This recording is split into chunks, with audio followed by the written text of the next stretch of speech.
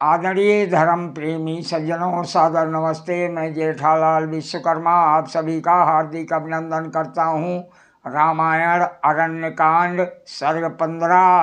पिछले प्रसंग में आपने सुना किस प्रकार भगवान राम ने 14 राक्षसों का वध कर डाला।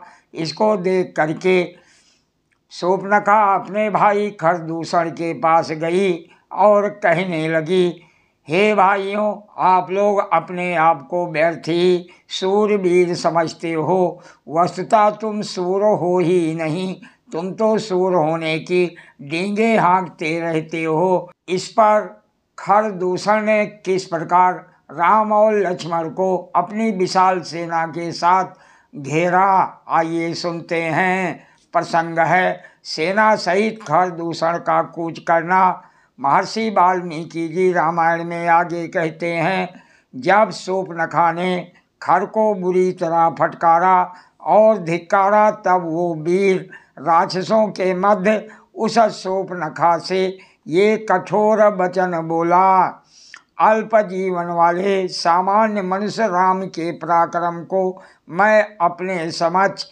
कुछ भी नहीं समझता। अपने अपराध के कारण उसे आज अपने प्राणों से हाथ धोने पड़ेंगे। तू रोना धोना बंद कर और व्याकुलता को छोड़ दे। मैं राम और लक्ष्मण को आज ही यमराज के सदन का अतिथि बनाऊंगा। हे राक्षसी, आज युद्ध में मेरे कुठार से मारे गए अधमरे राम के गर्मा गर्म रक्त का तुम पान कर सकोगी। खर के मुख से निकले इन वचनों को सुनकर शूर्पणखा बहुत प्रसन्न हुई और मूर्खतावश राक्षस श्रेष्ठ अपने भाई खर की प्रशंसा करने लगी। इस प्रकार पहले धिक्कारा हुआ और पश्चात प्रशंसा किया गया खर अपने सेनापति दूषण से बोला, हे सौम्य, मेरी आज्ञा अनुसार चलने वाले अति वेग वाले संग्राम में कभी पीठ न दिखाने वाले भयंकर क्रूर कर्मी युद्ध में अत्यंत उत्साह रखने वाले 14 सहस्र राक्षसों को तुम शीघ्र ही युद्ध के लिए तैयार करो। हे सौम्य, नाना प्रकार की पैनी तलवारों और शक्तियों को, धनुष और विचित्र बाणों को तथा मेरे रथ को शीघ्र ही मेरे समक्ष उपस्थित करो।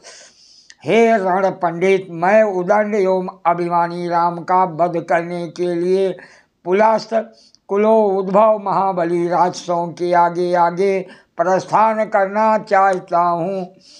खर के ऐसा आदेश देने पर दूषण ने सूर्य की भांति दीप्यमान रथ में विचित्र वर्ण वाले घोड़े जोतकर उसे खर के सामने लाकर उपस्थित कर दिया।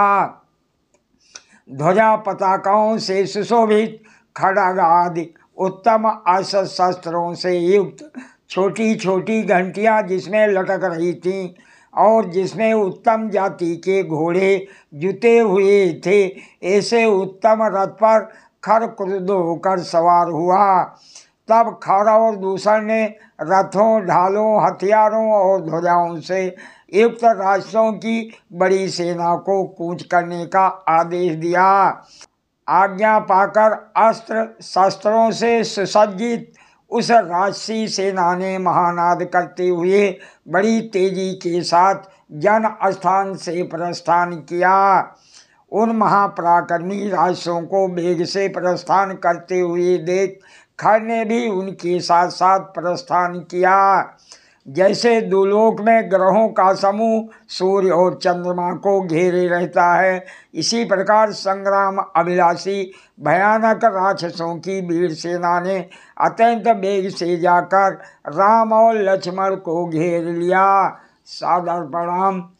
जय सिया राम जी की।